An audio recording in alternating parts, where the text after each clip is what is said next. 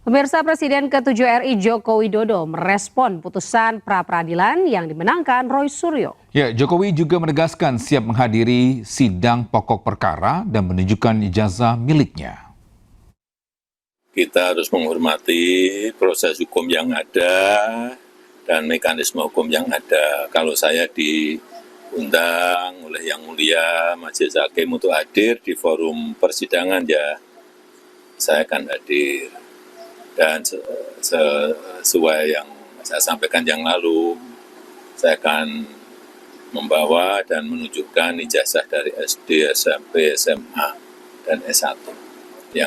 Kita beralih ke informasi lainnya, pemirsa. Roy Suryo menang pra-peradilan. Hakim menyatakan penangkapan dan juga penahanan Roy Suryo tidak sah. Hakim Tunggal Pengadilan Negeri Jakarta Selatan, Iketut Darpawan, mengabulkan sebagian permohonan pra-peradilan Roy Suryo. Dalam putusannya, Iketut mengatakan penggeledahan, penangkapan, dan juga penahanan terhadap mantan Menteri Pemuda dan Olahraga itu tidak sah. Meski demikian, sejumlah gugatan lainnya tidak dikabulkan hakim. Salah satunya terkait dengan permohonan agar berkas penyidikan dinyatakan tidak sah.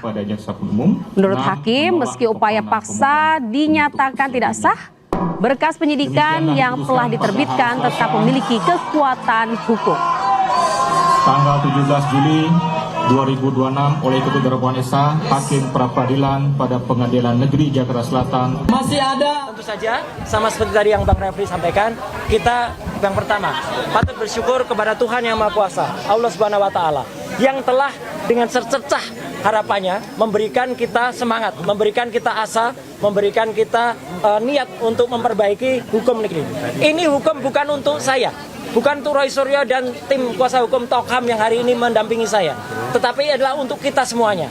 Juga untuk sahabat-sahabat pejuang kami yang ada di seberang sana, yang ada untuk Bu Dr. Tifa, yang ada untuk Bu Kurnia, yang ada untuk Mas Rustam, dan juga untuk Pak Rizal Fadila. Ini adalah untuk kita semuanya. Yang kedua, kami ingin mengaturkan terima kasih atas kebijakan yang luar biasa, pertimbangan kepada Hakim Tunggal, ya, kalau tidak salah namanya Pak Ketut, ya, kalau tidak salah. Terima kasih, matur suksma Pak Ketut, atas pertimbangannya yang sangat luar biasa. Jadi itu benar-benar sesuai dengan fakta persidangan. Saya nggak perlu mengulangi lagi fakta persidangan yang ada, ya. Dan saya juga mengaturkan terima kasih kepada keluarga saya, ya, istri tercinta, dan juga para kuasa hukum. Di sini ada Mas Refli Harun, ada Mas Abdul Ghafur Sangaji, ada Pak Yasena, ada Bu Soraya, ada Pak Ristan, dan ada semua dalam tim Tokham. Jadi tim Tokham adalah bukan hanya terbatas saja. Silahkan untuk teman-teman kuasa hukum yang lain, untuk lawyer yang ingin bergabung, silahkan. Kita bersama-sama ingin menegakkan kebenaran. Dan insya Allah hari ini kita mulai dengan langkah kecil untuk suatu langkah yang lebih besar. Dan tentu saja kepada seluruh media, baik media mainstream maupun media alternatif, YouTuber yang terus membersamai dan tidak luput.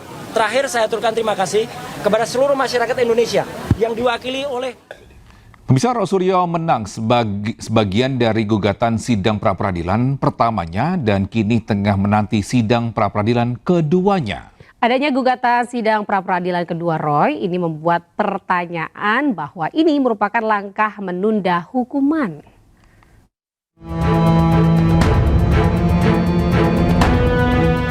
Pasca sidang pra-peradilan pertama Roy Suryo, lawannya Pradi Bersatu sudah ancang-ancang akan menjebloskan tersangka fitnah ijazah itu ke penjara.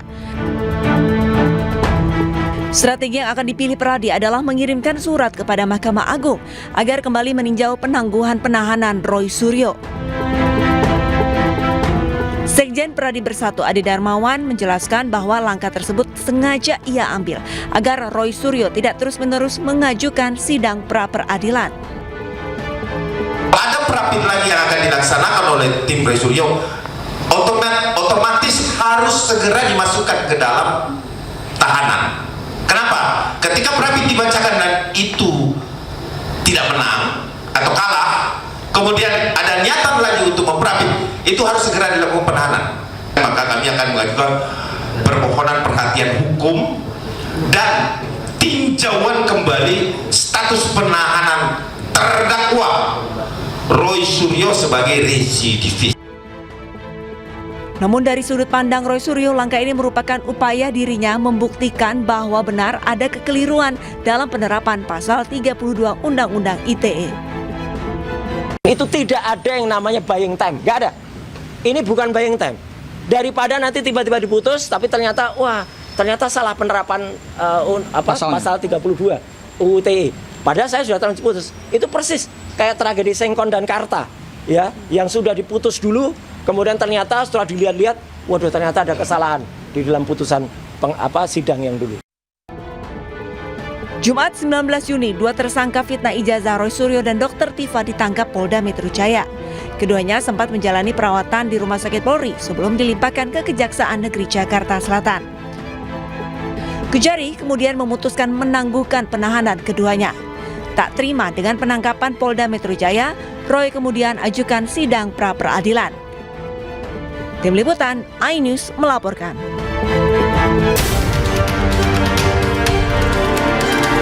Pemerintah usulkan kenaikan biaya ibadah haji tahun 2027 menjadi 107 juta.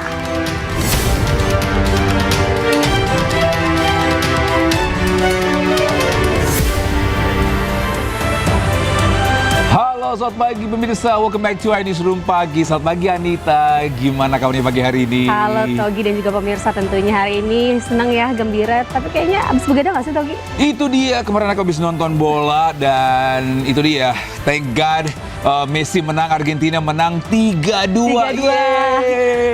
Nyaris kalah ya, tapi akhirnya menang juga lawan Egypt ya. Benar, ada yang bilang pro dan kontra, ada yang bilang katanya sengaja Argentina menang karena dunia mau melihat Messi tetap main di Piala Dunia. Karena kemarin kan Portugal kalah, CR7-nya udah nggak ada. Nah, terus sekarang berharapnya Messi nih ya. Berharapnya gitu ya. Messi memenangkan ini menjadi pemenang di Piala Dunia 2026. Ya, jadi pemain terbaik ya di Piala Dunia ini. Benar. Oke Togi, ada informasi apa lagi nih Togi? Nah, kita sapa dulu pemirsa, senang sekali pemirsa. Kami kembali dengan saya Togi Sinaga. Dan saya Ani tadi tentunya akan menemani Anda pada pagi hari ini. Kami akan membahas berita utama secara mendalam, komprehensif dan juga tentunya eksklusif. Pemirsa, kebakaran hebat ini menghanguskan sebuah peternakan ayam potong di wilayah Kecamatan Maniis, Purwakarta, Jawa Barat. Ya, total kerugian akibat kebakaran ini mencapai 5 miliar rupiah.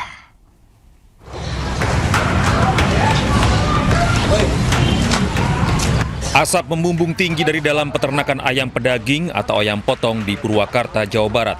Besarnya kebakaran membuat pekerja dan warga hanya bisa melihat dari kejauhan, menunggu petugas pemadam kebakaran tiba. Tiupan angin kencang dan banyaknya material yang mudah terbakar mempercepat kobaran api menjalar ke kandang lain di sebelahnya. Petugas pemadam kebakaran menerjunkan 2 unit mobil damkar dan 1 unit tangki pengangkut air. Sementara dari penyelidikan awal polisi, kebakaran diduga akibat korsleting arus listrik dari salah satu kandang.